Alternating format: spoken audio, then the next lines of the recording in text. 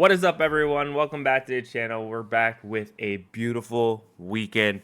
A more upset season. This is a quick, and I say quick, maybe not quick, recap of last week's events in the college football landscape. You probably know I'm a strong believer in the rivalry week not really affecting too much. Just like how close those games are. As long as you handle business. Long as you handle business, we won't hold it against you in the rankings.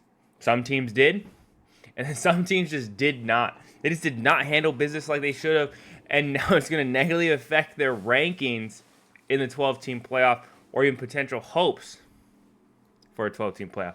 And I know you guys probably clicked on this video because you really want me to talk about Ohio State. We will talk about Ohio State in a second because there are many more games to go over, and I want to save the good stuff for last. So let's start off with the beginning of the week. Tulane had a sliver of hope. I know a lot of the bigger channels, they don't talk about like the group of 5 teams. They like to stick with like the bigger schools. But here on this channel, we love the group of 5. We love the upset. We love the underdog story. So we're gonna talk about we are gonna talk about what happened over there in Tulane versus Memphis. I don't even know. I don't even know what happened. Tulane should have won this game with ease. Like the writing was on the wall at the beginning of the season. Win the American, have a chance to make it. They did play 2 out of conference games, and if they would have won those, maybe there was even a better chance. But they didn't. So they win the American, undefeated, win the conference, potential chance. And they had so much help. Tulane, why? Tulane, they just couldn't do it.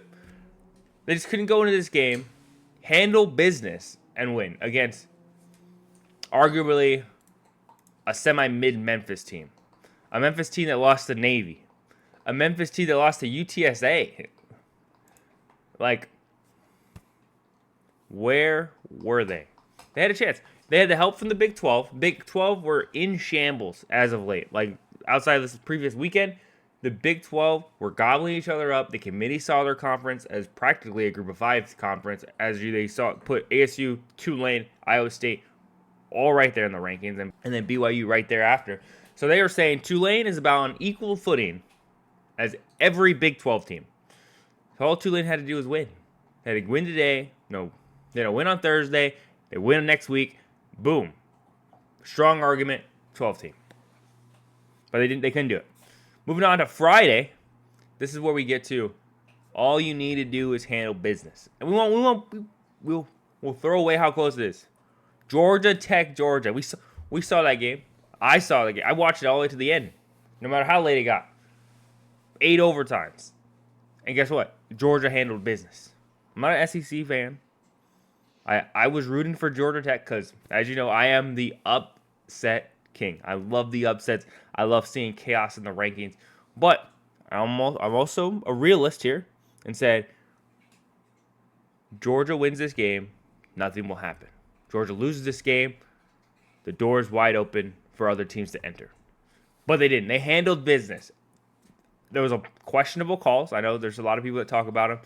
I'm not a huge go over the gritty details of these games because, like, what's it really accomplished? It's just me yelling at the screen. Like, I could do that if you guys want that. Please leave that in the comment if you want me to go over the interesting officiating as well as interesting play calls that happened over the weekend for some of these teams, even win or lose. But you just got to handle business. Boise State, next on the chopping block. They handled business. When it went and played Oregon State, padded the stats with Ashton Genty, handled business. No doubt. There was no doubt in our mind when they was playing this game, Boise was going to lose. There was never a sliver of chance that said, oh, Oregon State's on the come up. They're on the comeback. No, there wasn't. I didn't see it. Every step of the way, no matter how close Oregon State got, Boise State answered. Ole Miss, Mississippi State. Just like Georgia Tech, it's got to handle business. Ole Miss did, and now their future the committee. They were they didn't have much of a chance anyway, but they still were right there on the edge. Sliver of hope. They probably won't be passing Alabama anytime soon. I'll be making my prediction of the 12th team sometime today. So please subscribe, like this video, and stay tuned for that one. But let's continue on throughout the games. Colorado had a chance. A lot of things needed to happen. None of those things happened. But they came into the weekend and said, we have to play our game. Just like any other team should have. And we're getting there. We're getting to these teams this team that just did not handle business. Colorado went in there, won 52-0. Travis Hunter going crazy on offense and defense. I don't even know who I want to win the Heisman because of this performance. But I could also argue that I was like, it just looks like NCAA out there just padding stats to make yourself look better. But I digress on that one. Colorado went and handled business, and they said, we'll leave it up to fate, and if college overlords want us to be in the playoffs, 2 of those 3 teams that are ahead of us will lose. 2 of those 3 teams didn't lose because they went and handled business. It's like I'm sounding like a broken record here. We're handling business. Let's talk about all the teams that won and handled business, and then we'll get down to Ohio State, or as some of you fans of Matt Be Great, Lil Bro State, Washington, Oregon. Oregon went and handled business, 49-21. No question that they were the number 1 team. They're going to the Big Ten title game, and they don't want a blemish on their record. Penn State also going to the title game because Ohio State let us down. Well, let their fan base down. I'm not an Ohio State fan. As you can see, they handled business against Maryland. Penn State did. Notre Dame, it was looking a little dicey there at the beginning, but 2 pick sixes, one 90-plus yards, another one 100-plus yards. They are the team that's going to be playing the 16th seed. 100%. They will be moving up the rankings. They had that one blemish on their record. Not anymore. Notre Dame's here to play. I know USC isn't that crazy of a team, but they're winning 40-plus points a game. 40-plus points a game. Tennessee, same situation as Georgia and Ole Miss. Win, you're in. Lose, it's going to get dicey. But they went and handled business. Handled business out there in Vandy territory. It was looking a little rough at the beginning. I was cheering to the sky. I was like, oh my gosh, Vandy's going crazy, 14-0 in the first 5 minutes. But I knew that Tennessee is not going to let that happen. And they just put the gas pedal down, and they just took off. Vandy didn't know what to do. Man-on-man coverage all game, getting burnt deep. It was looking rough. It was looking very rough out there. And when they switched to zone, Tennessee was just picking apart those zone coverages. Whew. Yeah, I don't really I don't analyze game footage. I used to hate analyzing game footage as in high school and college when I was playing football. I'm not going to be analyzing game footage for you guys today. Next, we have SMU locking in their position for ACC title game. They already had it locked, but pretty much lock it in as 8-0. Handling business. Indiana, Purdue. Indiana goes in, wins 66-0 against an 0-9, 1-11 Purdue team. Handle business. That's all. Don't even make it close. Just like keep it going. Iowa State. They want to go to the Big 12 championship game. They want a chance at the 12-team playoff.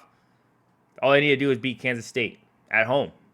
Handle business. You will make it. BYU also wins against Houston. Their dreams were not dead. They just needed some help from others. Handle business. They did.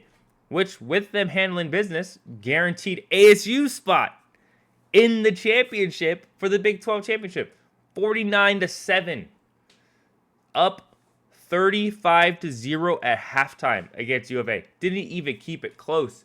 Scattaboo had 177 yards rushing in this weekend. That's insane. Going crazy. For all you guys don't know, I am an ASU fan as well. I dabble in the Sun Devil territory. Moved here after college, or partially through college, I guess. Next, we have Missouri. They didn't have a chance, but they did handle business. They won the game. They won the game. I had them losing. UNLV punched their ticket to the Mountain West Championship against Boise rematch. The rematch we're all hoping for. And it gives Boise State another ranked win on their record.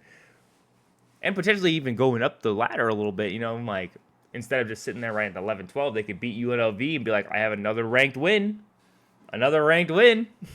They can go to like 9 or 10 or something. Something a better seeding. But then again, if they're ahead of the Big 12, they get the first round bye anyway, so it doesn't really matter. Illinois didn't really have a chance, but they did win. They did win. Next, we have is South Carolina versus Clemson. What a crazy weekend, guys. What a crazy weekend. I had this game on the laptop because I don't pay for cable. Just gonna keep it honest with you guys, I don't pay for cable. So I use broadcast. So I don't get ESPN. So I had this on the laptop, looking at the scores and stuff. And if you know what that means, wink, wink.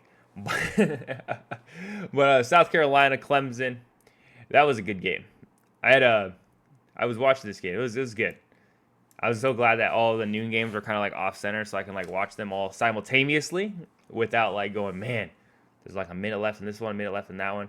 Well, the Clemson game I think got to that point with the Michigan game at the same time, but it was still good. I enjoyed it. Clemson, South Carolina both controlled their own destiny, and I can't give them either fault because both teams both had chances, and they both had the handle business and let the rest do the rest. No, just they both need to handle business, and whatever happens, happens.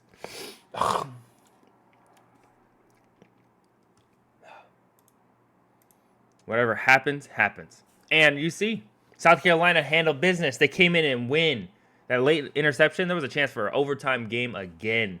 I'm glad it wasn't because I was watching other games and I didn't want another eight overtime game. Clemson, if they won, they pretty much almost guaranteed their spot in the, the 12 team. Almost. Practically guaranteed their spot in the 12 team. And if South Carolina didn't win, if South Carolina won, there was a chance that they could have hopped over Alabama. They could hop over Ole Miss. The head-to-head does matter to me, but there is a level of like, that is another ranked win under their belt. That is another at Clemson. It was in Clemson too. So like, yeah. And with Miami losing, upset alert. We're getting down to the upset. We're saving, as Matthew Gray said, Little Bro State for last. Miami versus Syracuse. That was Kyle McCord, 380 yards, 3 touchdowns.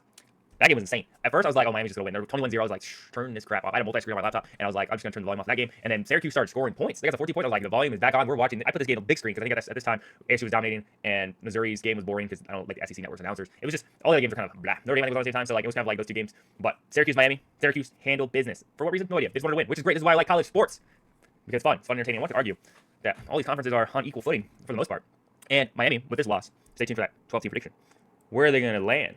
What's on their resume? As everyone keeps saying. And now we save the best for last. Texas A&M. Oh, you thought it was another Michigan game. Texas handled business. Like, I was watching this game, and I was like, man, is Texas about to run it up? It was 17-0 at halftime. And then I had to turn it off for a little bit, and then I turned it back on. I was like, Texas A&M is back. They forced 2 fumbles in the red zone. I'm like, there's a chance. But Texas A&M's offense just could not move the ball. Like, what was going on? They couldn't throw it. They couldn't run it. They couldn't do anything against that Texas defense. Texas defense, you know, I give them crap. As of late, I've been giving them a lot of crap because they don't really play anybody, and a lot of times their games are a little rocky. But this game really showed how strong that defense is. Their offense could need some work, especially in the second half. They need to close these games. This game was 17-7, but plenty of time. They're going to the SEC title game against Georgia, the rematch. The rematch that we've all been waiting for, to see if Texas has grown as a program or if Georgia's going to win the SEC yet again. Maybe Texas will win it their first year, just like SMU has a chance to win it in their first year. Going to play against a Clemson team that has many losses because Miami is no longer there. Next, we have is Michigan versus Ohio State. What a game. What a game. I know I saw some commentaries that talked about how boring this game is and the brawl was the most interesting part at the end. I don't know. I was really locked into this game for like almost the entire time. Like it's not high scoring. It's a Big Ten matchup. It doesn't need to be high scoring to be entertaining. If you sit there just like really just watch it, everything happen. You're watching these two teams battle, really battle. These games don't need to be 44-42. They don't need to be this high scoring matchup to be fun and entertaining. This is two elite programs. Michigan's a historically elite program, and Ohio State, who's an elite program still, going at it in Buckeye land, and Michigan is staying with them. And eventually, Michigan wins. Like, what happens to Ohio State? Like, their best. They have lost to Oregon. They lost to Michigan. They beat Penn State, but they don't get to go to the Big Ten title game. How far do they go down? Do they just go down to like 5 or? I think. Stay tuned for that video. We'll talk about that later. But yeah, the brawl was interesting. You're probably wondering my opinion is on planting the flag or the spear or the whatever the Sun Devil spear as well in the middle of the opponent's team during rivalry week. I'm a huge advocate for it. If you don't want me to plant the flag, handle business and you won't see it happen. You're at home. You're generally the favorite most of the time. You are generally the favorite in these rivalry games, and you go out and lose, go to the locker room with your own shame and let it be. These guys are going to celebrate on your feet and let it happen. If they're going to plant the flag, let them plant the flag. It is what it is. I know I saw in the Texas game, Texas was going to plant the flag or whatever they were going to plant there, and they were going to stop them because they had all these fights all day. ASU game, Michigan game. There was another game I saw. It was like there was a potential fight. But like, come on, let the kids have some fun. They're trying to celebrate. They just beat their rivals. This is a big game for them, especially Michigan. In that game, they were like, we're not playing for shit. We're not playing for nothing. And we just beat Ohio State for the 3rd year in a row. Like, what's gonna happen to Ryan Day? Stay tuned for that. We might make a video talking about that as well. But yeah, that's a bit of this last week's recap. Please like and subscribe if you like this kind of content. Peace.